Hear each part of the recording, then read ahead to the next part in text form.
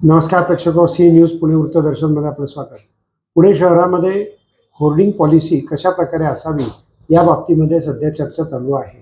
कलकत्त्याला ज्या प्रकारची hoarding policy होती त्याच्यातले फायदे तोटे हे उज्ज्वल केसकर यांनी महापालिका आयुक्तांच्या निदर्शनास आणून दिले आहेत. नेमकं काय करावं जाणून घेऊयात उज्ज्वल केसकर. पुणे महानगरपालिका स्थायी समितीचे अध्यक्ष माननीय श्रीनाथजी भीमाले उत्पन्नाची साधने वाढवण्यासाठी प्रयत्नशील आहे. त्यांचं अभिनंदन आहे. होर्डिंग पॉलिसी रद्द झाल्यानंतर कलकत्त्यासारखी होर्डिंग पॉलिसी आणावी अशी चर्चा महानगरपालिकेच्या वर्तुळात सुरू आहे. त्याचं आम्ही स्वागत करतो. कलकत्त्याची जी होर्डिंग पॉलिसी आहे त्या पॉलिसीमध्ये आणि पुणे महानगरपालिकेच्या पॉलिसीमध्ये रेटमध्ये जो फरक आहे तो प्रचंड आहे. महानगरपालिकेचं उत्पन्न नक्की वाढणार आहे.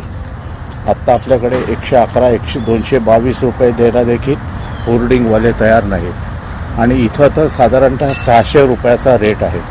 महानगरपालिकेचं उत्पन्न तिपटीने वाढेल आणि एका रस्त्यावर एक कंत्राटदार आणि त्याच्यामध्ये देखील अंतर किती असावं, कुठं नसावं अशी सगळी पॉलिसी आहे.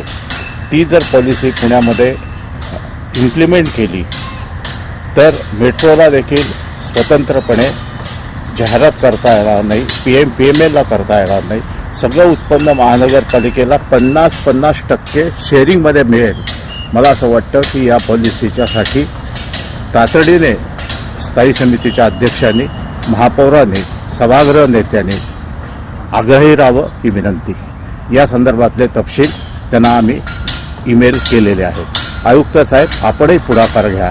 आपलं एक शिष्टमंडळ कलकत्ता महानगरपालिकेमध्ये पाठवा आणि माहिती घ्या.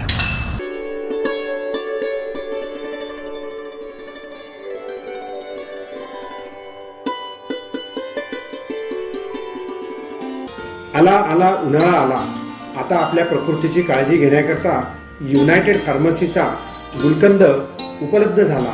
या गुलकंदामुळे आम्लपित्त, डोकेदुखी, लघवीची जळजळ, शरीराचा थकवा आणि शरीरात होणारा पित्त यापासून तुम्हाला निश्चित आराम मिळेल. तेव्हा मेडिकल स्टोअरमध्ये आणि सर्व जनरल स्टोअरमध्ये युनायटेड फार्मसीचा गुलकंद त्याची मागणी करा, कारण तो कन्नौजच्या विशेष गुलाब पाकळ्यांपासून बनविण्यात आला आहे.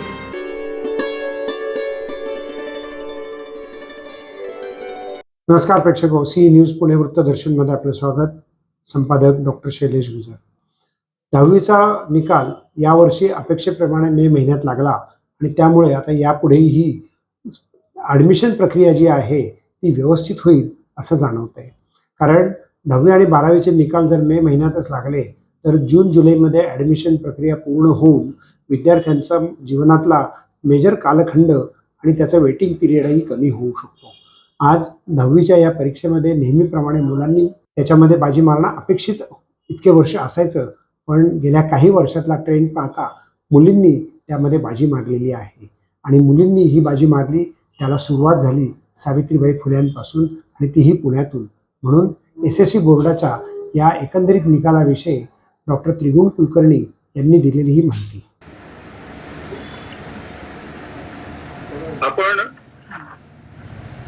परीक्षेचे निकाल लवकर जाहीर व्हावेत आणि 11वीचे वर्ग लवकर सुरू व्हावेत आणि पुरवणी परीक्षा जी आहे ती पण लवकर घेता यावी यासाठी आपण 10वीची जी परीक्षा आहे ती 10 दिवस अगोदर आयोजित केली होती. परीक्षांच्या कालावधीमध्ये विद्यार्थ्यांना मार्गदर्शन करण्यासाठी व त्यांच्या शंकांचे निरसन करण्यासाठी राज्य मंडळ स्तरावर समुपदेशन करण्यासाठी 10 समुपदेशकांची नियुक्ती करण्यात आली होती.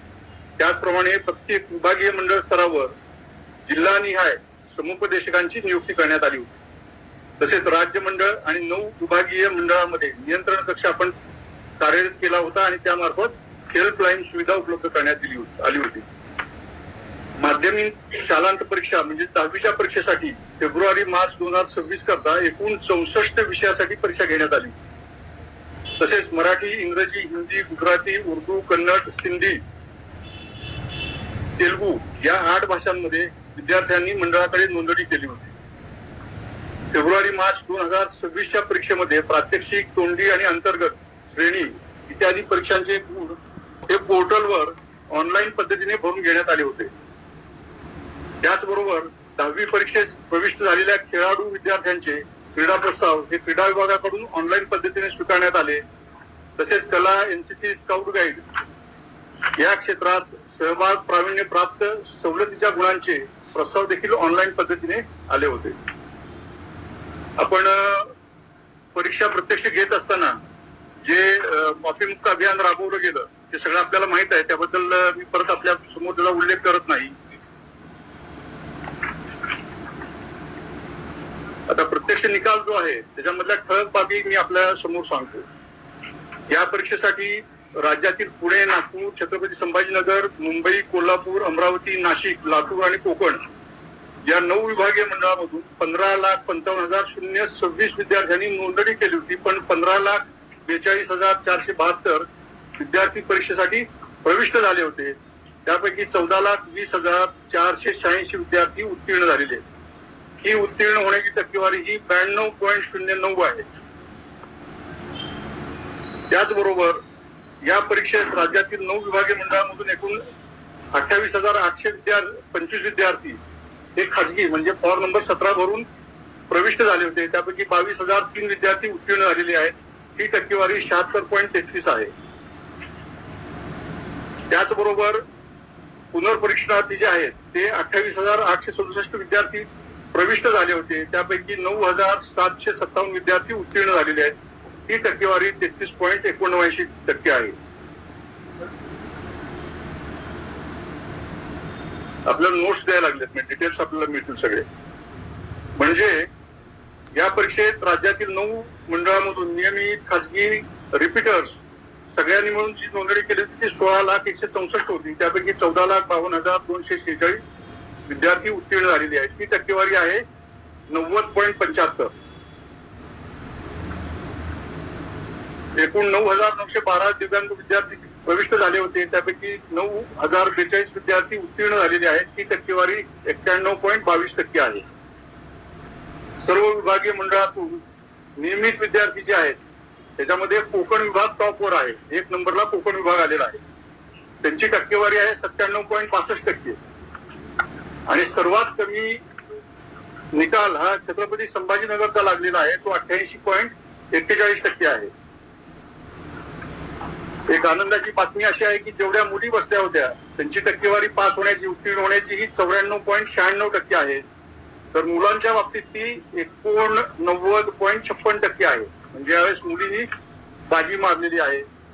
दोघांचा डिफरन्स जो आहे टक्केवारीचा तो 5.40% आहे. मुलं पास होणं आणि मुली पास होणं त्याच्यामध्ये मुलांपेक्षा 5.40% मुली जास्त उत्तीर्ण झालेल्या आहेत.